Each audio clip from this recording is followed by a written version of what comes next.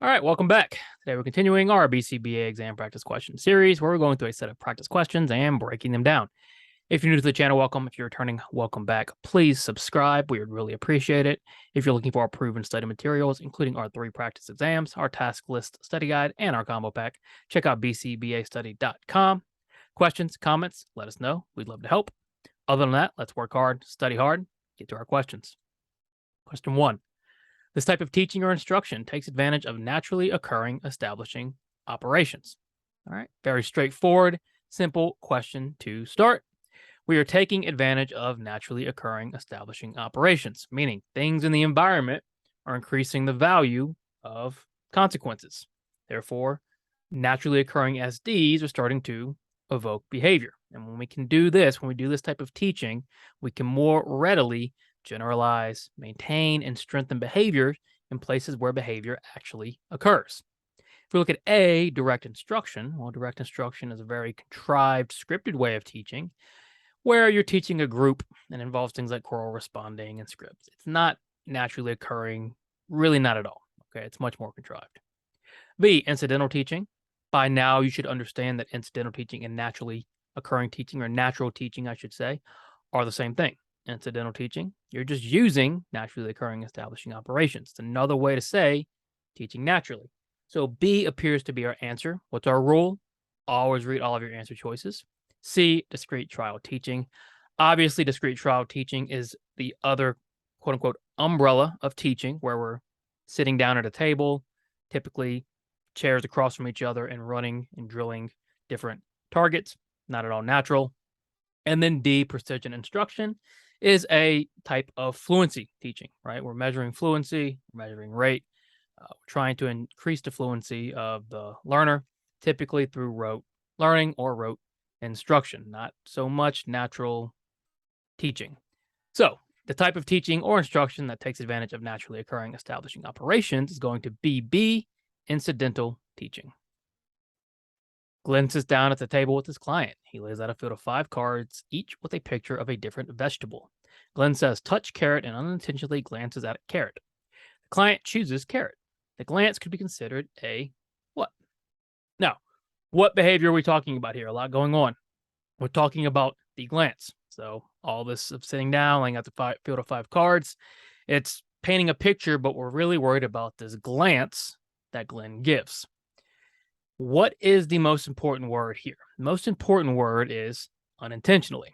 Glenn did not mean to prompt out carrot. So if you don't mean to prompt something, if you unintentionally prompt something, what do we call that?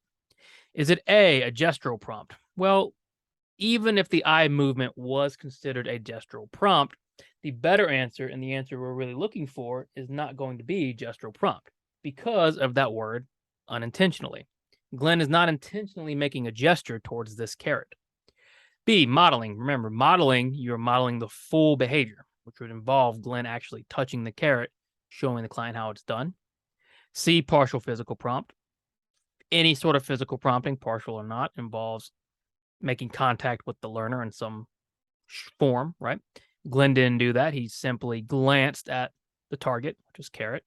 So we're looking at D, inadvertent prompt, a prompt that we did not mean to happen. We did not mean to prompt the client in this way, but this client picked up on what we were looking at and therefore chose the correct target. Inadvertent prompts happen all the time. RBTs do it, BCBAs do it, parents do it. You have to just be aware of how you're presenting trials, how you're presenting SDs, and how you're presenting fields, okay? Inadvertent prompts can lead to faulty SDs, right? So we want to avoid them as much as possible. The word unintentionally, again, is the key word here. When he unintentionally glances at the carrot, he's unintentionally prompting the client, or in other words, delivering an inadvertent prompt. Errorless learning addresses which of the following issues? What are we trying to accomplish with errorless learning? Exactly what it sounds like. We want our client to answer or complete a problem or complete the task without committing any errors. Typically, we'll use errorless learning when we're first teaching a skill because there's an idea that one error leads to more errors. If you think about behavior chains, if you teach a behavior, and while the behavior chain is being taught, errors are happening. Errors will continue to happen in that chain before the correct behavior occurs. Think about your own behavior. Think about when you're entering a password or a keypad combination. Sometimes you make the same error over and over again, even though you know the right answer. Your behavior has been reinforced such that the behavior chain is wrong password, wrong code to right password. Errorless learning is trying to prevent this. So, which of the following issues does errorless learning address? A, the tendency for students to become prompt dependent. Well, if you're going to errorless learn or teach errorless learning, you're going to have to prompt early and often. You're going to use as much prompting as needed in order to prevent errors. So reducing prompt dependency isn't really the goal. B, the idea that errors in learning leads to more errors. Yes, we just talked about why. Why does errorless learning address the problem of errors leading to more errors? Well, we just discussed it. C, the lack of generalization from a client. Errorless learning isn't really there to address generalization. Errorless learning is typically used to teach a brand new skill. And then D, none of the above. Well, we discussed why B was the right answer, so D can't be it. So errorless learning addresses which of the following issues? B, the idea that errors in learning leads to more errors. You've worked for the same ABA clinic as a BCBA for 6 months. The population you work with consists of for children 7 to 13 with autism. One day you receive an intake request for a client with bipolar disorder. Your boss asks you to take the case. Your boss ensures you that you will receive supervision and training from someone trained in bipolar disorder. Can you take this case? All right. Tough one. Ethics question, right? What does ethics say? Our ethical code says we must work within our competency. When presented with a situation where we don't have competency or outside of our competency, we must seek training and supervision in order to take that case or engage in that type of therapy or teaching. In this case, it seems like you're doing everything right. Okay. You've got this case coming in for bipolar disorder. You're not sure if you can take it, but your boss says you will get supervision, you will get training. All right. Notice how we've been attacking these questions. We're talking through the question before even getting to the answer choices. The answer choices are not relevant. Okay. We're just talking about the question, trying to grasp it. And then we get to the answer choices. Okay. You don't use the answer choices to solve the question. You solve the question before looking at the answer choices. So can we take this case? A, know your specialty is autism and your experience is only with children with autism. While that might be true, your boss tells you you're going to get supervision and training for this particular case. B, yes, as long as the client has autism as well. Not necessarily true. Now, assuming it's ABA, it's probably safe to assume he has autism, but he doesn't necessarily need to have autism, okay? Because C, no applied behavior analysis can only be used with people with autism, is just empirically false. We use ABA in all walks of life, business, disability, teaching, sports. ABA can be used for many, many things. It's primarily used for autism, but it doesn't mean it's just used for autism, which leaves us with D. Yes, as long as you actually receive supervision and training from a qualified individual. If you actually get supervision, if you actually train with a qualified person, you're okay to take this case. You're developing that competency. But if you do not get the supervision and training, you cannot take this case. It is outside of your competency. Therefore, the best answer is going to be D, okay? Because as long as you're actually getting supervision and training from the qualified individual, it's fine to take this case. You're in good hands. You're taking the necessary steps to not only expand your competence, but to provide this client with the best possible service. So can you take this case? D, yes, as long as you actually receive supervision and training from a qualified individual. Which of the following is not a private event? We define private events as things like thoughts and feelings, things that nobody else can observe except for the person, right? So when we're talking about private events, we're talking about radical behaviorism. We acknowledge these things lead to behavior or a type of behavior, right? So the question is asking, which is not a private event? A, your body temperature rising when your wife turns on the heater. Is your body temperature rising a private event? Sure, nobody can observe your body temperature rising. Okay, you can't even observe it. You can internally feel it, but you can't observe it. B, your heart beating faster when your crush holds your hand. Your heart beating faster is internal. Again, nobody can see that. It is private. C, an adrenaline rush after skydiving with your friends. Nobody can notice or see and observe publicly the adrenaline rush. You can feel it inside you, but it is not public.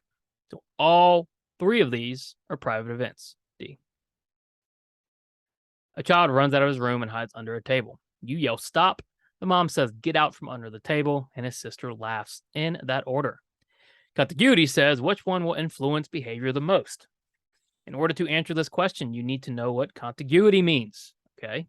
So what does contiguity mean? Contiguity is the idea of closeness. Closer the consequence is to the response, the more power it has over that particular response. If we're waiting seconds and minutes and hours in between response and consequence, the less likely we will be at reinforcing or punishing the appropriate behavior. So if we're talking about contiguity and closeness, which behavior or which consequence, I should say, is going to influence it the most? Well, you yelling "stop" came first. It happened immediately after the client runs out of the table and hides under the table. Contiguity says you're going to have the most influence, assumingly they all have influence over it. The mom saying "get out from under the table" and the sister laughing might have control, but since your consequence happened first, it's likely to have the most control over this behavior, which is why we try to reinforce immediately and we try to punish immediately because of contiguity and closeness. Prior to conducting an informal functional behavior assessment, a BCBA must be sure that they have what? All right, another ethics question. So let's think about it. Before you conduct any sort of assessment, what is the first thing you need to do? The very, very first thing you need to do. A, cooperation from all parties involved. Now, this is not always going to be the case. There are some times where maybe the dad doesn't agree with it, the mom doesn't agree with it, the other therapists don't agree with it. You can't always wait for cooperation from all parties before you do an assessment. It's not always going to be possible. B, the permission to do so. Absolutely. If you need consent, you need permission. You can't just go in and start informally assessing people. You have to have consent. You have to have permission. What about C, access to medical records? Well, you don't necessarily need those before you conduct this informal assessment. You should certainly get them along the way, but to start the assessment, it is not a necessity. And then D, a personal stake in the client. You don't have to have a personal stake in the client. You probably shouldn't, right? That can lead to conflict of interest. If you're just a BCBA doing your job and you get a intake and you have to conduct this informal functional behavior assessment, all you need to be concerned with, and first and foremost, is the permission to actually do so. Don't just go in there and start assessing without somebody saying, okay, you're free to do the assessment. So our answer here is going to be B, the permission to do so. How could a scatter plot be used to help determine the time you should conduct a direct observation at home? So let's think about a scatter plot. Typically, a scatter plot is going to identify correlations between X and Y. Commonly, time of day, behavior. So if you think about a scatter plot, the school day might start at 8, go in hour intervals, end at 3. And we can mark down each hour if the behavior occurred or not. If we're going to use that scatter plot to help determine the time we should conduct the direct observation at home, how's it going to help? A, the scatter plot will indicate a functional relation between time of day and the behavior. Does the scatter plot give us as much information as needed to determine an actual functional relation? Absolutely not. Just because the scatter plot says the behavior happens at 7 and 8 a.m., in no way does that indicate there's a functional control, experimental control, saying that 7 a.m. has control over that behavior. Okay, it might just happen there for some other reason. B, the scatter plot will indicate a causation between time of day and behavior. Again, no, it doesn't indicate any sort of causation. All it does is says this time of day is correlated with this behavior. You look at it across a week, the behavior typically happens most between 12 and 2 p.m. There's a correlation. That's when we're going to observe. And then D, the scatter plot will determine the function of the behavior. Obviously not. It's just going to give you very simple XY correlation data that you can use for things like determining the time you should conduct direct observations. After using a token system for 2 weeks, an RBT tells her BCBA that it does not seem to be working. Client earns 5 tokens and then exchanges those tokens for a Hershey's Kiss. Based on this, which of the following situations is most likely reducing the effectiveness of the token system? Many things can reduce effectiveness of the token system. Cost is too high. Backup reinforcers aren't actually reinforcing. Ratio strain. Okay. Several different things can influence the issue of this token system, right? Based on this information, what do we think might be the most likely reason? So again, RBT tells the BCBA it's not working, client earns 5 tokens and gets a Hershey's Kiss. So it most likely has to do with either the number of tokens or the Hershey's Kiss. So A, the client no longer likes Skittles and Starburst. What does that have to do with the Hershey's Kiss? Nothing. Don't fall into that trap. Talking about the Hershey's Kiss. Maybe they don't like Skittles and Starburst. Maybe those were backup reinforcers, but it's irrelevant to the Hershey's Kiss. B, the cost of the backup reinforcer is too little. Well, that's not going to be the case, okay? The problem becomes when the backup reinforcer is too expensive. C, the client is given Hershey Kisses at snack time. Okay. Token systems can be influenced if the backup reinforcers are available at other times rather than just the tokens.